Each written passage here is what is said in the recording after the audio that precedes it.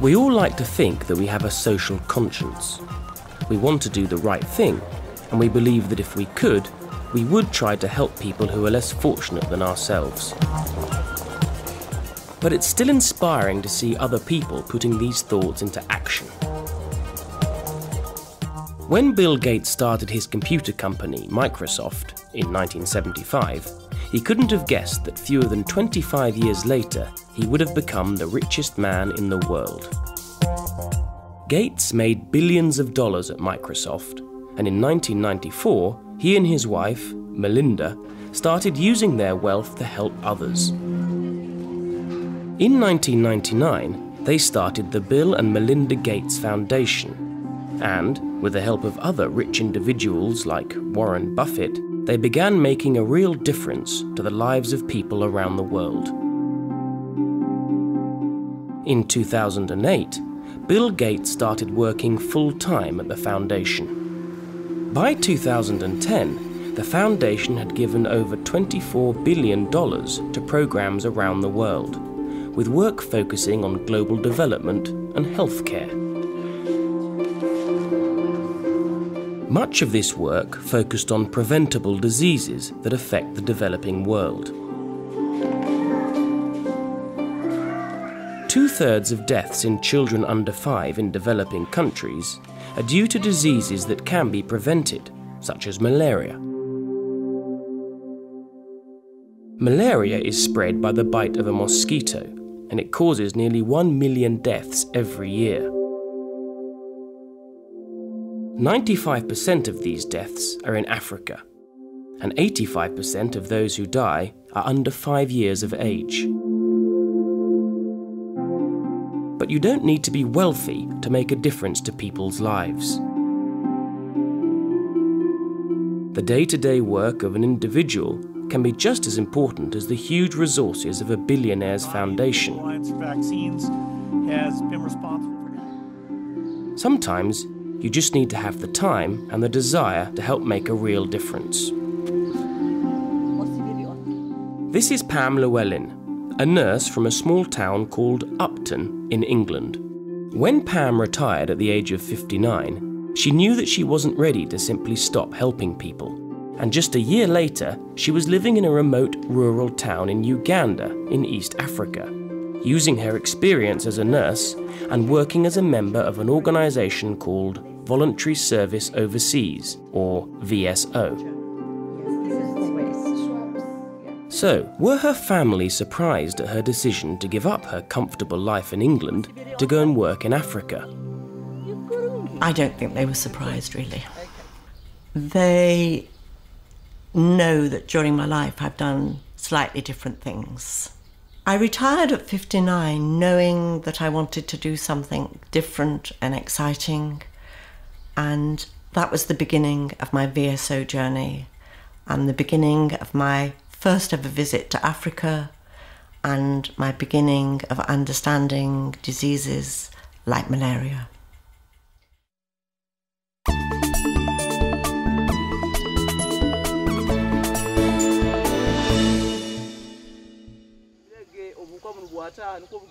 VSO is an international organisation that works through volunteers to fight poverty and disease around the world.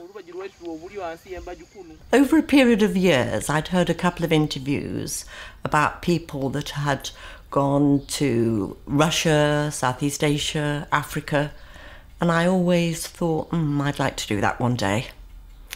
And coming up to retirement, I thought, I'm going to fill in the form and see what happens.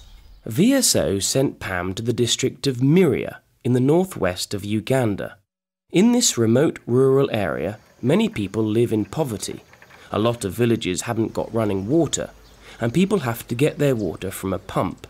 Life expectancy in Uganda is only 45. Pam worked with a team of local community volunteers who travelled around the district giving families mosquito nets and talking to them about malaria prevention, as well as other health issues. I was lucky because when I arrived in Uganda, VSO gave me medication, and that was a tablet every day of my stay during my 2 years. So I took the tablet, I never forgot, and I never got malaria. They also gave me a treated mosquito net, which I used every night of my stay there. Long-term treated mosquito net. If Pam hadn't taken malaria tablets or had forgotten to use her mosquito net, she might have caught malaria living in Miria. And, unfortunately, this is the reality for many of the people she worked with who couldn't afford tablets or mosquito nets. The only way to prevent getting malaria is to sleep under a treated mosquito net. And of course, local people can't afford to buy them. They're not provided free by the government. They are given out by some charities some of the time. The volunteers all knew that if the nets weren't used properly, they wouldn't protect anyone from malaria. So education was an essential part of their work. Oh, sorry, Susan. You need to understand why you need the net, what you're preventing, and how it is best to use the net. So the project that I was working on really believed that giving a net alone isn't enough. You need to have an education package with it. It was quite a change from Pam's life in England. Pam lived in the community and had to adapt to a very different standard of living, although there were also many similarities. Well, surprisingly, you can go to a cash point, you can go to a hole in the wall, you can get some money out of your UK bank account if you need it. Having said you can go to the hole in the wall, some days it doesn't work. Some days there's no electricity. It's very much the same. There are shops of a sort, Lucky 7 supermarket, which we used to joke that if there were 7 things you wanted, you were lucky. But you just adjust your life. Okay. Okay.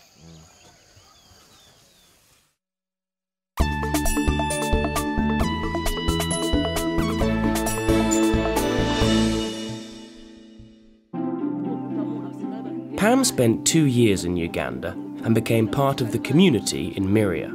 Through her work, she didn't just help to change the lives of many people she cared for, she changed her own life too. I don't think I will ever be the same again. I feel differently about how I live here. I feel differently about how my family live. And I've now been back over a year and I still haven't been into a big supermarket. If Pam hadn't gone to Uganda, she would have missed out on a life-changing experience. But is there anything that she would do differently if she could do it all again? So you have to sew. If I were to have the experience again, I probably would have done more homework before I left. I bought the guide to Uganda and I bought a map. And I thought that was probably enough preparation. If I could do it again, I probably would make more effort to contact more people who had actually been in Uganda as a volunteer or working short term, so that I could have been better prepared for what to expect professionally and culturally, from first hand rather than from a book. Many people are surprised at Pam's decision to start work for VSO at the age of 60, but she believes that waiting until she retired was a good thing. I don't think I could have done this when I was younger. I wouldn't have had the confidence to do it. I wouldn't have had the skills to have done what I actually did in Miria as a nurse. And I don't think I would have survived very well. I don't know, but personally, for me, I think it was the right time. and it would not have worked so well had I gone when I was younger. And what was the most rewarding part of her 2 years in Uganda? People ask this question quite a lot, and it would be quite easy to say that during the time that I was there that we distributed over 6,000 mosquito nets, so that I know that 6,000 families were benefiting. But it was the friendships and the people that I met and that contact with ordinary people in Africa and visiting their homes, sitting on the floor in their mud hut, laughing over something, is a joy and an experience that I don't think you can buy. And I felt very, very privileged to be able to do that.